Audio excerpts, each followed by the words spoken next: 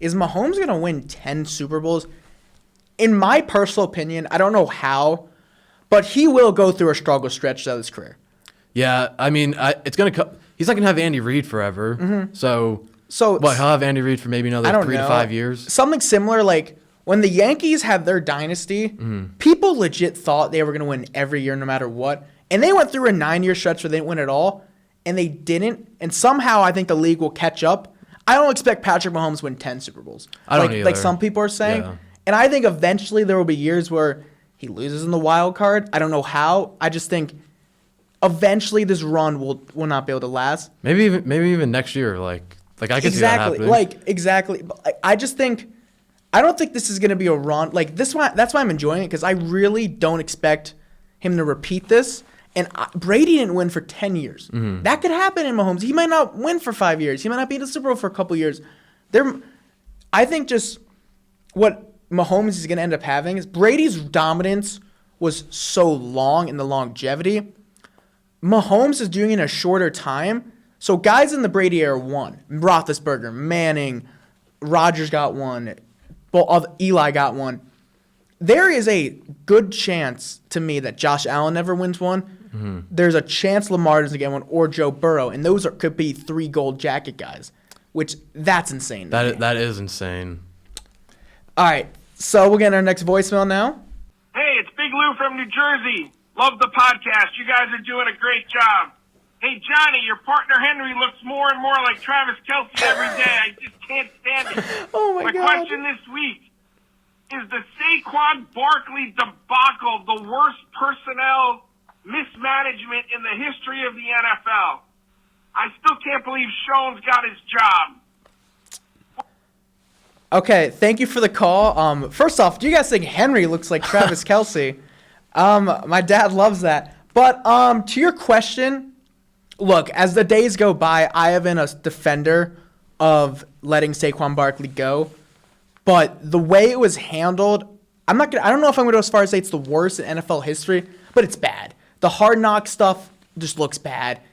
Look, that makes it look so much worse. How good the Eagles have been and the Giants having the worst season in their franchise history. Like, it's a disaster, and when they let him go, they could not have thought of this in their worst nightmare. This is the worst nightmare they let him go. I think him going to a division rival makes it worse. And I don't think Shane should still have his job because of this. Oh no, I did not think Joe Shane should be retained. I know you think they should, like, they were right for letting him go. I think they should have kept him because he just makes you better. I know they would have won maybe 6 games with him, maybe. Yeah. But still, I just wish they just traded him at the trade deadline. Okay, yeah. Because it's every week I go on social media and see this guy like, how did the Giants let him go? Mm. And to me it was the right move, but the way they've handled it was really bad, and it's just misery watching. Like, just even like Tiki Barber calling him out the second it happened, like it's been a disaster. And like, I'm jealous. Of course, this is a guy I saw play for my team for 6 years. Or 5 years, sorry. No, I think it was 6 years, sorry. And it sucks seeing him go somewhere else and have so much success, and the team that, in my lifetime, has owned us. I think I hate the Eagles more than the Cowboys because I have memories beating the Cowboys in the playoffs. Yeah. The Eagles have owned the Giants, and it sucks that's where he went with the team I can't stand. Yeah. Okay. So this is something I did some research on, and I don't think a lot of people realize this. So since 2000, there have only been 12 different Super Bowl winners. Is this a problem where the same teams, I feel like, are making it and winning it? I don't think it's necessarily a problem. We've just seen 2 dynastic runs between the Patriots and the Chiefs. Well, it's lower than the NBA and MLB, and that is those are sports where I think people think the same teams are good. Oh, I thought it was higher than. It's lower. It's lower than both of them. Okay. I did the research. Yeah. And I remember. Baseball, it's definitely lower, and I'm pretty sure MLB. I did. Okay. I looked at it, but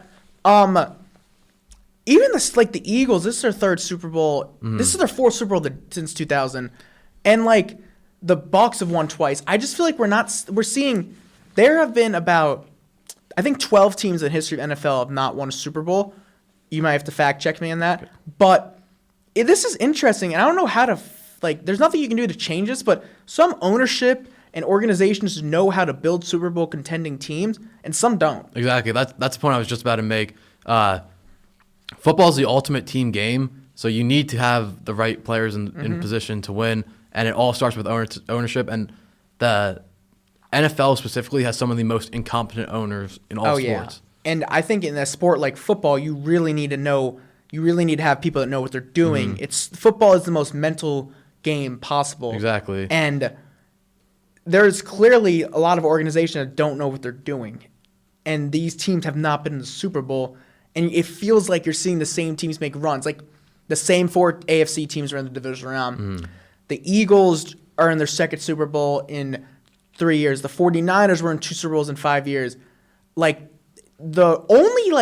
Even the Rams, they were in 2. Yeah. The Falcons were the last, wow, that's random. Yeah. Kind of team and to the make it. Saints for a while were good. Yeah, the Saints only made 1 Super Bowl, but they were always a lot of in the teams playoffs. just stay bad, I feel like. Yeah, and just like I said before, it's just a culture thing, and you literally need in football, you need every single guy bought in. And basketball, you don't necessarily need that.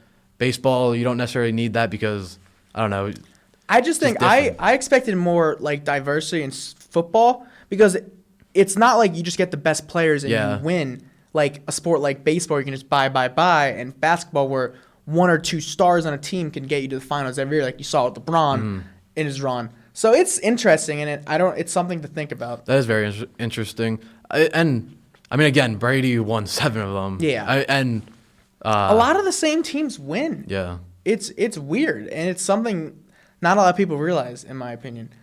Let's get into another voicemail. It's Tony from New York. Love the show. Just wanted to call about the upcoming Super Bowl. Now that the Chiefs have won and they have a chance of going three-peat, a lot of people are going to start thinking that they're the best team of all time. Personally, I think they're in a conversation. I think that the Cowboy teams and the Niner teams from the 80s and 90s would probably beat them both in yesterday's rules, as definitely in today's rules as well. But more so, I think we really need to start talking about how I think Andy Reid is probably the greatest coach of all time, better than Belichick. If you look at what he's done with 2 different teams, he's brought the Philadelphia Eagles to 5 straight championships and then another one. I know he didn't win it. He only went to 1 Super Bowl. But now with what he's doing with Kansas City, oh my God. I mean, the guy's got a better record already in 26 years than Belichick had in I think it was 29 or something like that, as far as percentage-wise. And he's got 4 Super Bowls if he wins. And he just turned around Kansas City from year 1, brought in Alex Smith, who only threw for 3,000 yards 1 time, and made him an all-pro every season. And now look at what he's doing with Mahomes. I think he really needs to have a lot of credit given to him coming his way. So what do you think, guys? Thanks. All right, thank you for the call. We'll answer the first part. So the first part first. So the first part of your question, I'm totally on board with you. If they end up winning next Sunday, they will be in the discussion of the greatest stretches ever with the 49ers and Cowboys. That is before my time, so I'll have to do further research to see what team's better. I'm going to wait to that after the Super Bowl because I think they have to three-peat to be there. But what's interesting to me is the Chiefs, none of their teams to me stick as the single-season best team ever. To me, the single-season best team ever is a team that didn't win the Super Bowl is the 2007 Patriots. Yeah. Yeah, I agree with that. On the point about Andy Reid, I think he definitely should be in that conversation of greatest coach of all time with Belichick and whoever else you want to put up there. I mean, I think he's definitely it's going to start being a conversation. I think he needs a couple more Super Bowls to pass Belichick. And I did some research about this, and I think the more the Chiefs win, I think you're going to start hearing this from both sides to this debate. So with the Belichick-Reid thing, Belichick went 3-0 versus Reid, and 2 of those were Super Bowls in the playoffs. And then Mahomes-Brady beat him twice. And I think the more these guys win, the Brady Belichick defenders are gonna bring up the head-to-head. Yeah. And it's gonna be like the LeBron Jordan debate where the Jordan side's just 6-0. I think you're gonna see us look in 5 years or even 2 years. You're gonna see that side just bring up head-to-head playoff record. Yeah, for the longest time, Reid would run into those guys and lose, and he was kind of waiting for them to get out of the league before he started his success. And he's had so much success this past couple of years. For the longest time, he was criticized because he just couldn't get done. He was a great coach, and I think what he did in Kansas City is probably one of like the best turnarounds ever. You know, he traded for Alex Smith, built up that team around him. They had some lean years, but they built it up, and then they got really badly criticized for drafting Patrick Mahomes, and he's like one of the greatest ever. I just wonder how much longer he'll coach. I looked it up. There are no signs of him retiring soon. Who knows how he feels internally that he hasn't leaked to the media. But if he keeps going, if he coaches another 10 years, he can get the all-time record. And if he gets the all-time record with a couple more Super Bowls, you might be looking at him as the greatest coach ever. How old is Andy Reid? Andy Reid is older. He's got to be in his 60s, mid-60s, I'm thinking. Mid-60s? Pete Carroll's 66. Pete Carroll's coach I don't think it'll do 10 years. Pete Carroll's coach at 73, but I don't see, why would you stop if you keep winning? Until the Chiefs, I think, show signs of slowing down, which, like I said before, like what happened with the Brady Patriots, I think eventually there will be a struggle in the Mahomes era where he doesn't win for 3 to 4 years. Yeah, I don't know. Andy Reid, older. You don't think he gets the? You think he'll just retire? I just don't know how long he. Yeah, gets true. True. Like Pete Carroll looks like a healthy guy. Yeah, Pete Carroll's like a tiny. It's gonna depend how much longer he wants to do it. Personally, if I three-peated, I would just retire. Like.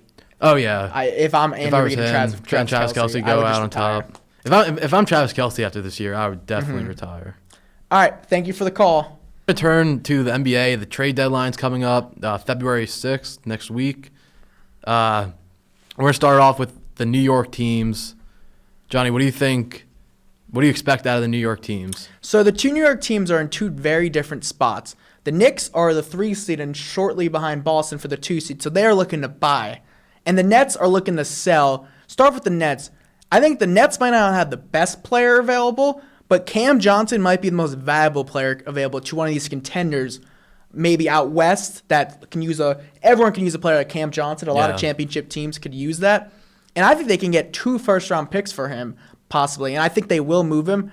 And in total, if you add up from the Kevin Durant trade, they would have 10 first-round picks from the Kevin Durant trade then, which would be a haul, especially seeing how Phoenix has looked. And with the Knicks obviously made a lot of moves in the summer with Karl-Anthony Towns and Mikal Bridges. So you're not going to see them make any major name moves, but that team lacks a lot of depth. So I think they can trade a couple seconds for players like Jonas Valanciunas, the center. They might move Mitchell Robinson, looks like. Cody Martin, forward. Jakob Poeltl, Larry Nance Jr., Kelly Oubre. So I can see the Knicks doing smaller moves because that depth is lacking, and they're running an 8-man rotation the regular season. Mm-hmm. And besides Deuce McBride, Precious Achiuwa is okay. I don't love that bench at all. Okay. What do you think they need the most? A big? I think they can use another big. Last year when they had Hardenstein, that worked really well for them. Towns obviously is their starting center, but I think you saw it with Minnesota when he had Gobert. I think the option of him playing the 4 could help a lot. Gotcha. And then De'Aaron Fox, it looks like the Kings are trying to move him before the trade deadline. What do you think about where he would go? So it came out that De'Aaron Fox is not going to sign an extension with the Kings. De'Aaron Fox is a Clutch Sports client, Rich Paul, LeBron's agent. And this reminds me of what Rich Paul did with Anthony Davis about 6 years ago when he requested a trade. Fox still has a year and a half left in his contract. So the Kings don't have to rush this.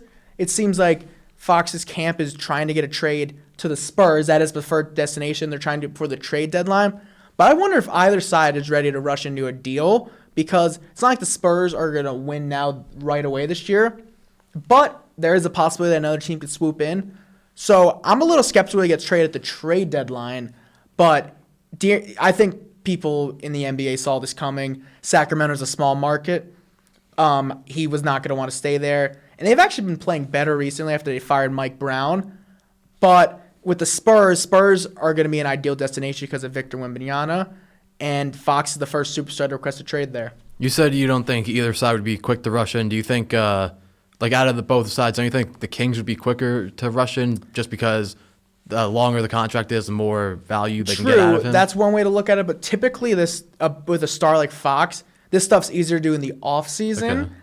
But if I'm the Kings, you could get a lot for De'Aaron Fox, and they may not be looking for draft picks because the Kings, they still